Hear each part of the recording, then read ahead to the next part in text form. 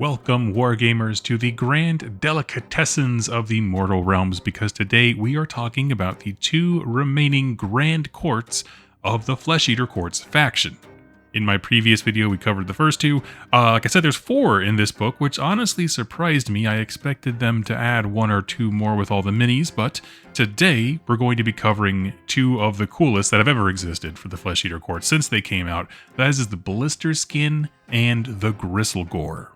Now, for those of you who don't know about those names, what this means, each Age of Sigmar, and 40k for that matter, army has the main faction. So in this case, Flesh Eater Courts is the army, and then beneath that are a series of subfactions. Sometimes they have different names like chambers, enclaves. In this case, they're called grand courts. And these are meant to do a few things. One, they give you flavorful rules to go out and make the army feel a little different no matter what. Keep it from getting stale, but also lore-wise, they exist to contextualize the faction. What do they look like through different lenses? Everything we've learned about Flesh Eater Courts so far is generally true for all of them setting-wide, but as their locations and the enemies that they face and they meet along the way require factions to adapt and change, real cultural divergences or differences begin to grow, even within the same species or parent faction, however you want to say it. And that's what these are. And keep in mind that this can even happen within a grand court. So you can have Blisterskin courts across different parts of the realm that act very differently.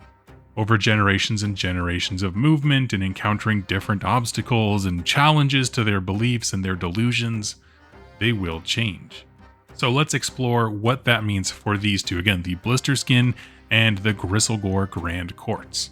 One thing I'd like to add up top here though, if you're interested in this faction or anything Age of Sigmar, please consider using one of the affiliate links in my link tree down below. There you can see exactly how much money you will be saving every time you use those links, and every time you do at no cost to you, a tip goes into my tip jar, which goes directly to supporting me, my wife, our cats, the whole channel, and I cannot thank each and every one of you enough. In addition to that, if you are looking for more Flesh Eater content, please go check out Warhammer. They're going to have a ton of tactical vlog stuff, model reviews, all different kinds of details. So if you want to learn more about the faction, how to make Blisterskin or Gristlegore work on the tabletop, go check out Warhammer. So let's jump right in and chat about the Blisterskin. Now, as I recall from the last dedicated Flesh Eater Courts video I did several years ago at this point, what we call the Blisterskin Grand Court was once a highly zealous religious order that existed in Akshi. And eventually, during the Age of Chaos, they went nuts, but kept on preaching the good word, their delusion being that they are on some kind of religious crusade or revival circuit, I guess, roving across the mortal realms. And that's what I thought for the longest time. It's obviously an abbreviated version, but generally speaking. But I will say with this book, just like the other sub-factions in the army, I feel like a bit more nuance was kind of injected here. And part of that is simple. Based on the description I just gave, it's super easy to see how the additional, cardinal model that they just made and the prayers that they added could really unlock this narrative. They were religious in lore only before. So this is an area where you can immediately see, just by adding a few simple rules in one model, that a subfaction can really have a whole new injection of life. So as I said, this book approached the topic with a bit more nuance, I think, because they really wanted to highlight some of these aspects. They still have a vague origin in Akshi, but now the story goes a bit more like this. The original founders of the Blisterskin were part of a theocratic-run government whose state religion viewed light as divine. It's the source of life, it can kill, it protects us, it guides us, based on solar calendars, that kind of stuff. And while they were based in Akshi, worshipping the light of Hish, meaning the other realm of light, they seemed happy and super peaceful. At least that's how they were portrayed before the Age of Chaos, but in that period, of course, everything went wrong. As enemies started to loom around their borders, these folks in this religious-run state, they started burning food, wine, wheat, anything they had of value, offering it in the form of burnt temple offerings to the sun to try and protect them. Unfortunately, all this did was exacerbate the problems they had with food supply shortages. So they're doing everything they can to put all their trust and appeals into this higher power of light, and it's not paying off for them. And unfortunately, at some point, they run out of food, and in desperation, and with chaos armies descending on them, the religious fervor turned to an intense and kind of a sadistic zealotry. Soon they were throwing people into the fire in sacrifice, consuming the victims in religious sacrament, essentially trying to do anything, the highest level of whatever, to get the attention of their god. Now, as this is happening, of course, it attracts the attention of a ghoul king. And we talked about in another video that when a ghoul king initially meets a group of people, one of two things is going to happen. He's either going to warp what they see to fit the delusion that he is projecting onto his people, or say he's alone or there isn't a lot of folks with them, he will actually absorb their delusion. So whatever they're seeing, he will come in and insert himself as the hero of that situation. So in this case, what was once a very generous religious order, in their minds, went back to being so. Once he hijacked their brains, they saw themselves as the resplendent, loyal followers that they did before, even calling themselves the Summer Children because the sun is what they worship and all that kind of stuff. But basically, yes, Sumer a Summer King, that's where he comes from. They call themselves Summer Children because the light shines most brightly and warmly around them. And they see that initial Ghoul King as an emissary of a higher authority that they call the Summer King, who they believe is the incarnation of light itself. Now, one of the things that's very notable about this subfaction is their appearance. Okay, they're all burnt and blistered, hence the name Blisterskin.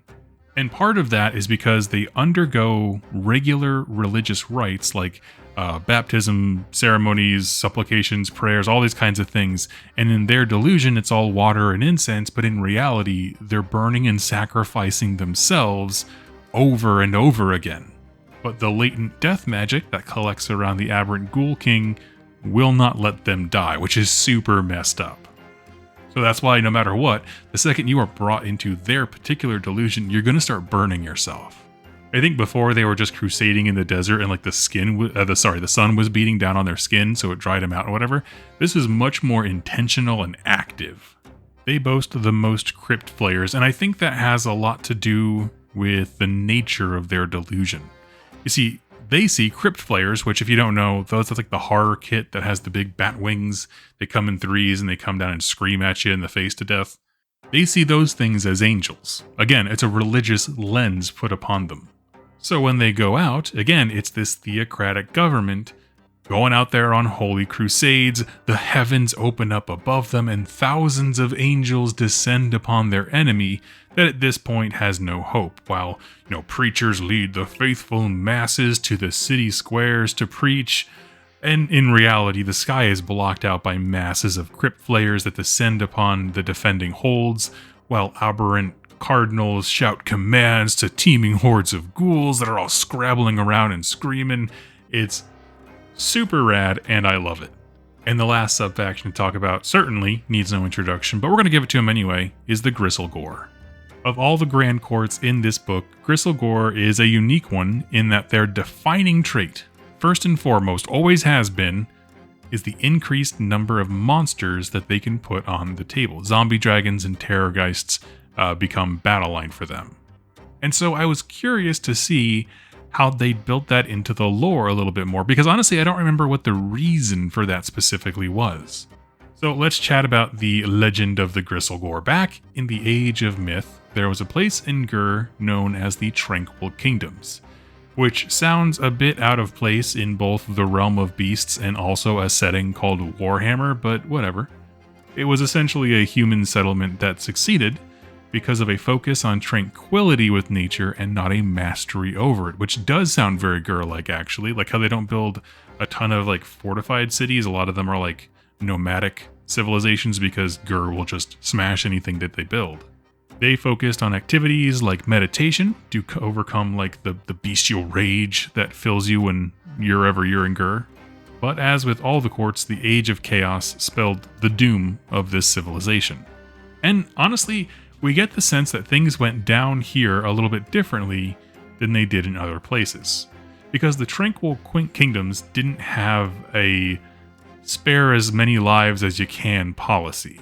They sent wave after wave of troops and militia and peasants and knights and so on into the teeth of chaos, so much so that by the time the Ghoul King Aberrant or whatever found them, this once amazing kingdom was reduced to basically a small band of nobles who were just mentally shattered. Because they sent all of their subjects and people to die, and now they are lords of nothing and no one. So I'm going to say recruitment was not a difficult proposition for the Ghoul King on them. And in their vision now, however, things are a little bit different. Now they see the Aberrants as kings, calling in the many beasts of Gur to join with the tranquil kingdoms, and then those kings lead from the front. Righting wrongs of the past where people were sacrificed, now the heroes lead from the front to bring the fist of the monsters down on anyone who challenges them. So I guess in their mind, essentially being like, this is our redemption story. We're going to call the spirit of Gur with us, and we, the nobles who failed our people before, will go out and avenge everything that we failed to do before. Whatever, all that kind of stuff. Goes in circles. Of course, the reality of the situation is this. When the Aberrants took over, he used death magic to raise nearby terrorgeists and zombie dragons, and then he made a whole bunch of lesser vampires out of these nobles. Not because he wanted, more followers or a bigger family, but because Gristlegore now competes as a pack of alpha predators. They aren't nobly defending their people by joining the fracas, first and foremost. They're just so aggressive and feral that everybody wants to be on the enemy eating them as soon as possible. And the Monster Delivery Express is just the best way to do that. So let's talk about why is this cool. Well, as everybody knows if you follow the channel, I'm a sucker for a religious-based army. I think having, fictional, and put that out there, fictional cultures that pull belief systems in various directions are very interesting, because when we look at our real world, the things that many of us believe are pulling us in as many different directions, both in terms of what we believe and how we live that belief. So for example, with Christianity, you have a lot of different denominations who are different interpretations and understanding of the same general biblical text. Not only is it the same core knowledge base that's interpreted different ways, but also the lifestyles of people who subscribe to a particular belief system could be very different. For example, you have Catholics who go to church twice a year, right, of course, and then you have Amish folks who will never see a big city in their entire lives because their lifestyle is so isolating.